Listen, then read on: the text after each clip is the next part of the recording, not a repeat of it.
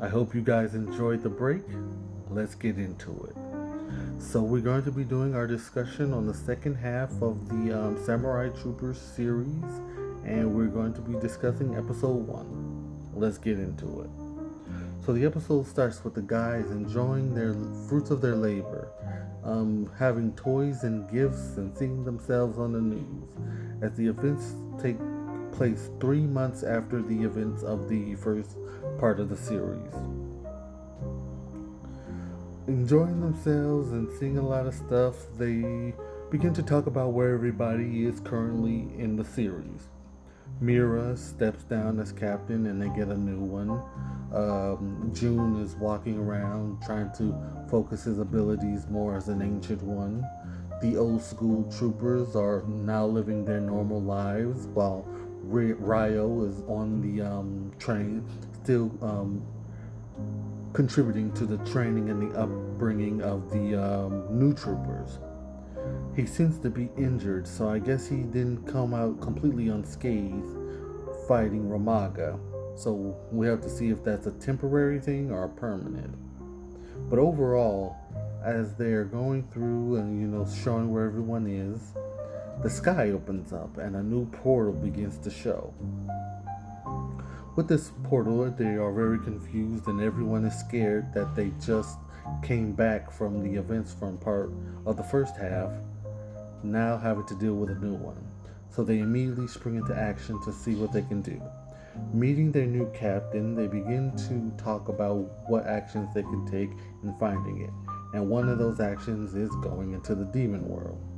Trying to figure out what ways they can do that, they do meet up with June on the way and he opens up a new portal and gets them in there. Now, this is an interesting part about the first part of the season, or the first episode, is they expound heavily on the demon world in this one, talking about certain things that Guy mentions in the past and bringing them to fruition. One of those things is now they have apparently a cute little mascot mouse, so you're going to see your little Pikachu for the season, while also showing what the day in the life of the demon world is. And sometimes you see the demons in the armor that the is famous for the samurai troopers. So I wonder what the reason why they wear that armor, because sometimes you see everybody in it, but they can be taken off as well. So I hope that gets touched upon a little later.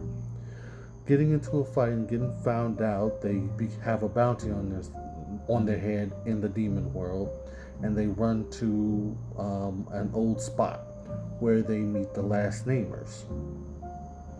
They do battle with the last namers and they notice the body of Guy. Now, this is also another one because I thought they knew where the body of Guy was, but apparently he was lost. Seeming his body's been encased in some type of sacred lava, and the soul and everything becomes lost. Kaito jumps into action and trying to release Guy from his prison, and utilizing songs and the tools that were used, they soon free them. Now, this is the part of it that gets very crazy because now you're seeing like old faces and the heavenly guys come down. Now, this is a part of it that kind of confused me as well, because now the divine world beings are coming down and they say they want to destroy demon world and human world alike. Now, I get the demon world, but I'm not really sure why they want to destroy the human world also. I'm guessing it's because they're using the tools, but overall, in this particular world, the humans haven't really done anything that crazy or dangerous yet to knock them out. But they mentioned that, and now they bring themselves in, and now they're taking on the last namers and the troopers. As they release Guy, Guy is now taken over by Ramaga. So when they release them, Guy's mind and soul, or his body, have been taken over by Ramaga as well. So a lot of the first episode has just gone off the rails completely. Divine World wants to destroy everyone. The last namers want to destroy the troopers. Guy is taken over by Ramaga. A really crazy start. So overall, the episode ends, and we, I guess, start off to see where everything goes from here. Now, some interesting things also happen because near the beginning of the episode, you do see Rimaga as a human, and you see Guy and the last namers as humans as well. So they didn't start out as demons. Now, this is the interesting part also.